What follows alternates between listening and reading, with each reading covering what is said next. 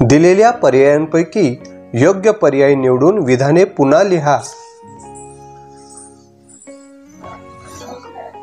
इसवी सन 1453 मध्ये Ottoman तुर्कांनी dash dash हे शहर जिंकून घेतले. याचं उत्तर आहे कॉन्स्टँटिनोपल. पर्याय दुसरा, औद्योगिक क्रांतीला प्रारंभ डॅश डॅश मध्ये झाला. उत्तर आहे इंग्लंडमध्ये. 3. इंग्रजांच्या बेकायदेशीर व्यापाराला आळा घालण्याचा प्रयत्न मीर कासिम याने केला. प्रश्न दुसरा आहे, पुढील संकल्पना स्पष्ट करा. 1. वसाहतवाद.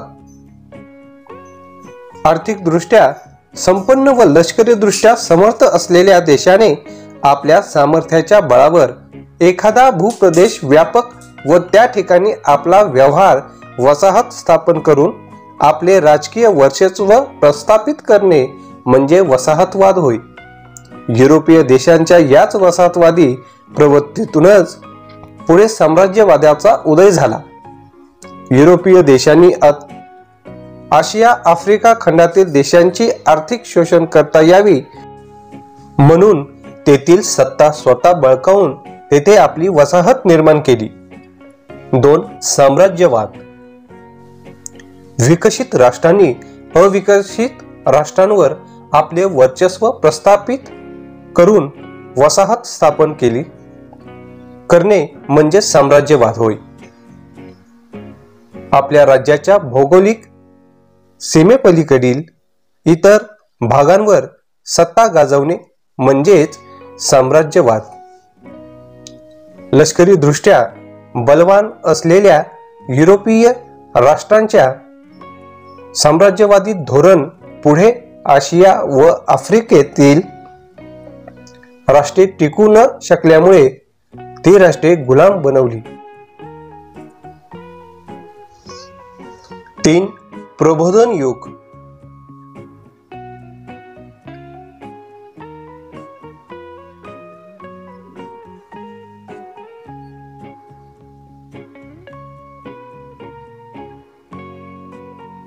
मध्ययुगाच्या उत्तरार्धात युरोप खंडात धर्मसुधारणा चळवळीने जोर धरला. भौगोलिक शोधामुळे नवनवे प्रदेश झाले. या बदलांमुळे कला, स्थापत्य, तत्वज्ञान, प्राचीन परंपरा यांचे पुनरुज्जीवन घडून आले.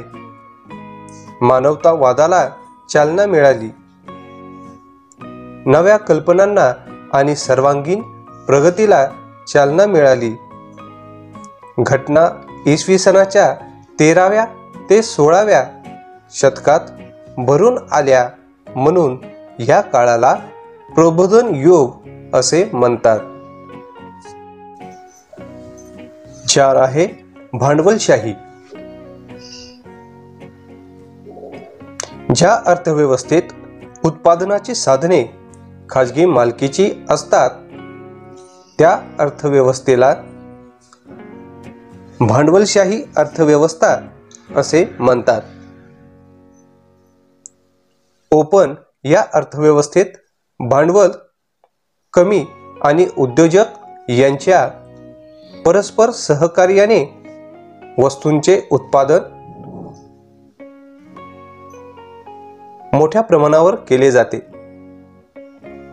अधिकाधिक नफा मिळवणे हे उत्पादन निर्मितीचे उद्दिष्ट असते.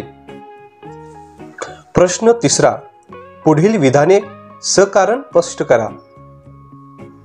प्लासीच्या लढाईत सिराज उद्दौलाचा पराभव झाला. त्याचं उत्तर आहे सिराज उद्दौला याने इंग्रजाची कोलकात्याची वखार काबीज केल्यामुळे इंग्रजांमध्ये असंतोष निर्माण झाला. नवाबाचा सेनापती मीर जाफर याला नवाब पदाचे आमिष दाखवून रॉबर्ट क्लाइव्ह नेत्याला आपल्या बाजूस वळविले. 1757 मध्ये इंग्रजांनी नवाबावर चाल केली. त्यांची प्लासी येथे गाठ पडली. आधी ठरल्याप्रमाणे नेतृत्वाखाली लष्कर युद्धात न उतरल्यामुळे सिराज उद्दौला याचा प्लासीच्या लढाईत पराभव झाला. दुसरा प्रश्न आहे, युरोपीय देशांना आशियाकडे जाणाऱ्या नव्या मार्गाचा शोध घेणे आवश्यक वाटू लागले. याचं उत्तर आहे प्राचीन काळापासून युरोपचे पूर्वेकडील देशांशी व्यापारी संबंध होते. आशिया व युरोप यांना जोडणारे खुष्कीचे व्यापारी मार्ग कॉन्स्टँटिनोपल या शहरातून जात असत. ऑटोमन तुर्कांनी हे शहर जिंकून मार्ग रोखून धरल्यामुळे युरोपियनांचा पूर्वेकडील व्यापार खंडित झाला. त्यामुळे युरोपीय देशांना आशियाकडे जाणाऱ्या नव्या मार्गाचा शोध घेणे आवश्यक वाटू लागले. प्रश्न तिसरा. युरोपातील राज्यकर्ते व्यापारी कंपन्यांना लष्करी संरक्षण व व्यापारी सवलती देऊ लागले. याचे कारण नव्या सागरी मार्गाच्या शोधानंतर युरोप आणि आशिया खंडातील देश यांच्यात नव्या जोमाने व्यापाराला सुरुवात झाली.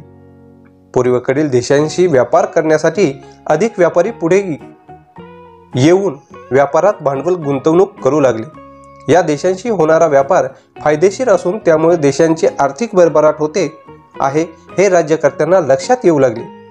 व्यापारासाठी लागणारे भांडवल एकत्रितपणे उभारून व्यापारी कंपन्यांचा उदय झाला. त्यामुळे युरोपातील राज्यकर्ते